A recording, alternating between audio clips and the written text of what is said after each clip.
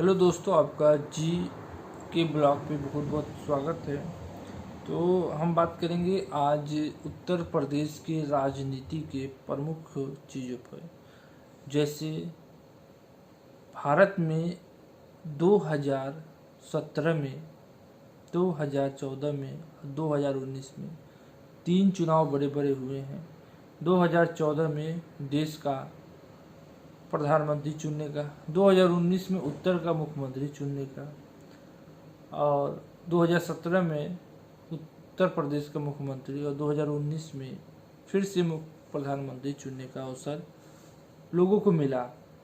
इस सालों में कई लोगों ने कई उतार चढ़ाव देखे, मगर यूपी की राजनीति में एक चीज़ बन गया था कि भारतीय जनता पार्टी का बेस बन चुका था। उसमें हिंदुत्व का मुद्दा सबसे ऊपर था, विकास का मुद्दा थोड़ा सा नीचे था, क्योंकि लोग हिंदुत्व खतरे में है, भारतीय लोग खतरे में है, हिंदू खतरे में। मेन फोकस क्या रखा गया, हिंदू खतरे में है और विकास सिर्फ मुसलमानों का हो रहा है उत्तर प्रदेश में और यादवों का विकास हो रहा है। ये मुद्दा बनाया गया था कि MY फैक्टर मिलकर पूरे देश प्रदेश में राज कर रहे हैं, पूरे उत्तर प्रदेश में राज कर रहे हैं। यह फैक्टर बना था 2017 में और 2017 के बाद क्या हुआ, बीजेपी जीती, 2019 में जीती, मगर लोगों का भ्रम टूटा। 15 लाख का इंतज़ार लोगों का सब टूट गया। उसके बाद महंगाई ने सबकी कमर तोड़ दी। जो बीजेपी कहती थी 15 दिन में महंगाई ख़त्म कर देंगे, वो भी जुमला निकला। उसके बाद पेट्रोल के दाम भी कम नहीं हुए और महंगे हो गए। 36-35 रुपये में बाबा रामदेव बेच रहे थे, मगर आज तक वो उतने दाम पे तो कभी नहीं आया बीजेपी सरकार में। भले ही 36-35 रुपये का, 70 रुपये का तेल मिलता था तो हंगामा मच जाता था। अब 100, 110, 120 रुपये मिल रहा है, कोई बात नहीं। उसके बाद करेंसी का बहुत कहते थे क्यों भारत की करेंसी नीचे गिर रही है और अमेरिका की डॉलर क्यों ऊपर जा रहा है। हम आएंगे तो दोनों को, इंडिया की करेंसी और अमेरिका की करेंसी, डॉलर रुपया डॉलर को हम बराबर में कर देंगे और रुपया को हम ऊपर कर देंगे, ऐसा भरोसा दिलाया गया। स्विस बैंक में इतने पैसे जमे हैं कि हर लोगों के खाते में 15-15 लाख रुपए आ जाएंगे। भाई सब कोई खुश था। उसके बाद ये कहा गया कि आप लोगों के खाते में 15 लाख आ जाएंगे, वैसे ही आ जाएंगे, तो आपको कहने की जरूरत नहीं, भारत सरकार वहाँ से पैसा ला के आपके झोली में डाल देगी। उसके बाद इस समय रिपोर्ट आई है, 2012 में कहा गया था और इस समय 2021 में आई रिपोर्ट है कि भारतीयों का पैसा जितना स्विस बैंक में था उसके दुगना हो गया। इसका मतलब अब भारतीयों को 15 लाख रुपये नहीं मिलेगा, 30 लाख रुपये आपको मिल सकता है। भारतीय जनता पार्टी इस मुद्दे को छूना ही नहीं चाहती है, टच ही नहीं करना चाहती है, काले धन के बारे में बात ही नहीं करना चाहती है, क्योंकि वो जानती है कि काला धन वापस आ नहीं सकता। और बाबा रामदेव ने इतना बड़ा आंदोलन किया था, काला धन हम ला के रहेंगे, आसमान को ज़मीन से मिला के रहेंगे, मगर वो भी सब बेकार हो गया। तो काला धन मुद्दा एकदम साफ हो गया, सब लोगों ने समझा ये जुमला है और जुमला ही रहेगा। दूसरा आया पेट्रोल डीजल का दाम जब बढ़ता, भारत बंद इतना बढ़ा, लोग का भारत बंद करने का दम ही निकल गया। डीजल पेट्रोल बढ़ने दो, उसको कोई रोक नहीं सकता। उसके बाद हमने सरकार पलट दी, तब भी डीजल पेट्रोल का दाम रुका नहीं और बढ़ गया। तो डीजल पेट्रोल इतना मजबूत है, उसको सरकार पलट जाए उलट जाए, उसका दाम कोई नहीं रोक सकता। महंगाई कमर तोड़ महंगाई, डायन महंगाई, सब गाना बना, मगर महंगाई का भी कोई भी राजनीतिक पार्टी कुछ भी नहीं कर सकती है। और सबसे बड़ा मुद्दा बना था कि जो भारतीय रुपया है क्यों नीचे जा रहा है, क्यों नहीं ऊपर जा रहा है, और भारतीय रुपया भी और नीचे जा रहा है। उसको भी कोई राजनीतिक पार्टी, भारत की जनता ने समझ लिया कि रुपया को भी अब कोई राजनीतिक पार्टी ऊपर डॉलर के ऊपर नहीं कर सकती है। ठीक है, सपने सब मिट्टी में मिल गए, जो सपना देखा था वो सब खत्म, लोगों को पता चल चुका है, सब भूल भुलैया में खो गए थे, सबका दिमाग भ्रष्ट हो चुका था। सब सोचते थे असंभव कार्य जो 70 साल में नहीं हुआ है वो मोदी सरकार करके दिखा देगी। डॉलर को रुपये को बराबर कर देगी, पेट्रोल जो आज तक नहीं हुआ सस्ता उसको सस्ता कर देगी, ऊपर से गैस भी महंगा हो गया। तो इस तरीके से महंगाई बढ़ती गई, लोगों धीरे धीरे एडजस्ट करते गए। और सबसे बड़ा मुद्दा इसमें बना है कि प्रयागराज, इलाहाबाद और बिहार में बंद बुलाया गया। और क्यों बुलाया गया? क्योंकि जो पुलिस वाले थे उन्होंने इतना दौड़ा कर पीटा बेरोजगारों को कि उनकी खटिया खड़ी हो गई, बिस्तर गोल हो गया। वो लोग जान गए भैया तैयारी करना बेकार है, चलो कोई धंधा पानी शुरू कर सकते हैं। आधे बच्चों ने तो अपना बुढ़िया बिस्तर बांध के घर चले गए हैं, कहें भैया तैयारी करना भी अब गुनाह है। हम सोए रहते, वो घर में घुस के होटल में जो वहाँ घर बने हैं, सब रूम बने हैं, उसमें घुस के मार रहे हैं लोगों को। 2 लोगों को रोजगार मिलेगा, 2 करोड़ लोगों को रोजगार मिलेगा। हर घर में एक सरकारी नौकरी तो फिक्स हो जाती, 2 करोड़ हर साल रोजगार मिलता। और उसके बाद लोगों ने सोचा कि मोदी आएगा तो युद्ध तो जरूर होगा, पक्का युद्ध होगा। अब तो निश्चित युद्ध होगा, चाहे मोदी आएगा तो युद्ध होगा। युद्ध में जितने आर्मी लोग हैं मरेंगे, तो नए बच्चे भर्ती होंगे।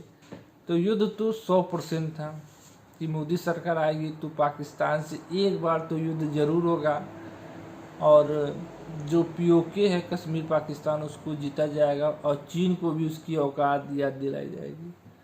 और धीरे धीरे ये भी बात लोगों के सब समझ गए कि जो 70 साल में नहीं हो पाया वो मोदी सरकार भी नहीं कर पाएगी। जो है उसी को मोदी सरकार बेचने में लगी है। तो लोगों ने कहा कि अरे भैया जो हमने 70 साल में कमाया है उसे तो मोदी सरकार खुद बेच के अपना घर भर रही है। बीजेपी सबसे अमीर पार्टी बन चुकी है, उसके हर जिले हर प्रदेश में कार्यालय, भव्य कार्यालय बन चुके हैं। RSS एकदम मालामाल हो चुकी है। मैं कहता हूँ हिंदू अगर खतरे में है भारत में, तो बांग्लादेश में भी खतरे में है, पाकिस्तान में भी खतरे में है। जाकि वहाँ पर अगर RSS वाले थोड़ा सा मदद करते, झोली नहीं भरते, भारत से मान ले झोली भर जा रही है उनकी, कुछ % जाके बांग्लादेश में पैसा दे देते, मदद करते, कुछ पाकिस्तान में जाके मदद कर देते, तो वहाँ के हिंदुओं का कुछ भला हो जाता। मगर नहीं, खतरे में तो बांग्लादेश के असली हैं और पाकिस्तान के हिंदू असली खतरे में हैं।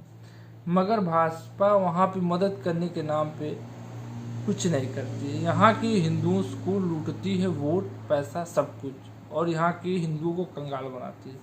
पूरे देश को कंगाल इस समय खोखला बन चुका है। और कई लोगों ने अपने तो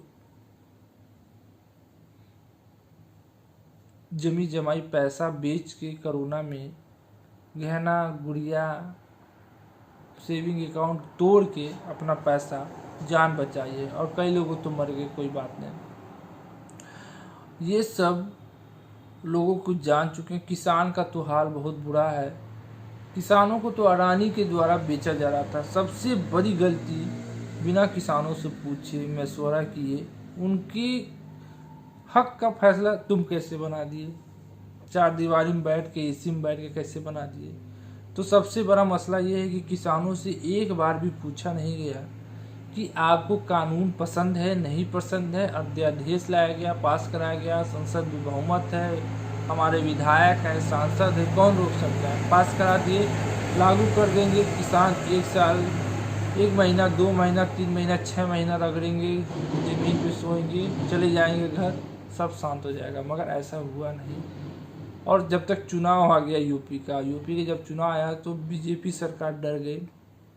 कहा अगर हम वापस नहीं लेंगे हमारा सत्ता चला जाएगी। और ये चुनाव से बहुत ज़्यादा डरती है बीजेपी सरकार, और इसलिए इन्होंने सरकार को बदलने का फैसला किया। ये सरकार ने ये जो बिल था उसको वापस लेने का फैसला किया। तो इस सरकार में कौन से लोग सुखी हैं? ना तो किसान सुखी है, ना ही जो युवा है रोजगार बेरोजगार सुखी है, ना ही दलित ओबीसी। उनको लग रहा है कि हमारा आरक्षण अब गया कि तब गया, अब की बार जीतेगी चला जाएगा। राजनेताओं को लग रहा है कि अब संविधान खतरे में है, अब तो चुनाव नहीं होगा, सीधे ये होगा कि अब बीजेपी रहेगी, चुनाव आयोग खत्म हो जाएगा। तो कई लोगों का डर है, राजनीतिक पार्टियां भी डर हैं कि कहीं ये चुनाव ही ना खत्म कर दे। उसके बाद ओबीसी दलितों को, अनुसूचित जनजातियों को डर है आरक्षण न खत्म कर दे। किसानों को डर है कहीं से फिर 3 काले कानून वापस न ला दे। बेरोजगारों को डर है ऐसा ही रहा तो हमें भीख मांगने की नौबत आ जाएगी, मजदूरी ठेला चलाने की, और नौकरी तो हमें सरकारी का सपना हो जाएगा, नहीं मिलेगा। तो ये सारी समस्याएं बीजेपी समझ नहीं रही। और महंगाई तो चरम पर है, पेट्रोल के दाम कम नहीं होंगे, इस समय बढ़ नहीं रहे पेट्रोल के दाम, चुनाव के बाद बढ़ेंगे 10-20 रुपये एक ही बार। गैस के दाम भी 300 रुपये होगा, तो 300 रुपये बढ़ा देंगे सब। तो ये सब समस्या है जिसे बीजेपी समझ नहीं रही है। ग्राउंड रिपोर्ट उसको पता नहीं चल रहा है। सिर्फ हिंदू मुस्लिम कैराना से पलायन हो जाएगा, हिंदुओं का पलायन हो जाएगा, हिंदू मारे जाएंगे, दंगा होगा तो भैया तुम्हारी केंद्र में सरकार है, तुम रोक सकते हो, रोको, दंगा ही रोको, दंगा को रोको, दंगा हो जाएगा। अरे यूपी का चुनाव जीत जाएगा कोई दूसरी पार्टी तो पाकिस्तान खुश हो जाएगा, जिन्ना को आत्मा को शांति मिल जाएगी। ये सब बातें ढोकले और एक प्रकार से बेकार है हिंदुस्तान में। और इस तरीके की बातें अब पचती नहीं लोगों को अब, क्योंकि रोजगार सब मांग रहे हैं, महंगाई कम करना मांग रहे हैं, विकास पे आपको वोट मिला था और विकास तो दूर दूर तक नहीं हुआ, और महंगाई भी कम नहीं हुई, लोगों के रोजगार भी नहीं मिला, 15 लाख रुपया भी नहीं आया, किसान भी नाराज है, युवा भी नाराज है, ओबीसी वर्ग नाराज है, दलित नाराज है। तो वोट कौन देगा? आपका परंपरा वोट देगा, या तो बहुत बीजेपी के भक्त होंगे वो देंगे। इससे क्या होगा? बीजेपी सुपरा साफ हो रहा है।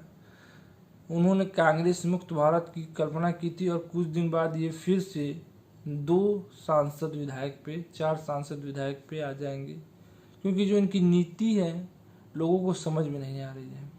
और लोगों को समझ में क्या नहीं आ रही, लोग झेल रहे हैं और झेलते झेलते थक गए। अच्छे दिन सपना रह गया, बुरे दिन थे कांग्रेस में और बुरे दिन आ गए।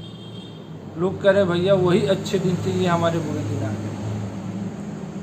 कारोबारी दुखी है, किसान दुखी है, बेरोजगार दुखी है, काला धन नहीं आया, डॉलर रुपया के बराबर नहीं हुआ। तो ये सब समस्या बीजेपी समझे नहीं तो उसका सफाया साफ है, यूपी में जीत नहीं पाएगी। हिंदू मुस्लिम लड़ाने से, मंदिर मस्जिद बनाने से कोई भी पार्टी जीती नहीं है। बिना विकास किए उत्तर प्रदेश या देश में कहीं बेड़ा पार नहीं होगा। तो आज के लिए बस इतना ही, फिर मिलते नए वीडियो में नए टॉपिक के साथ। जय हिंद, जय भारत।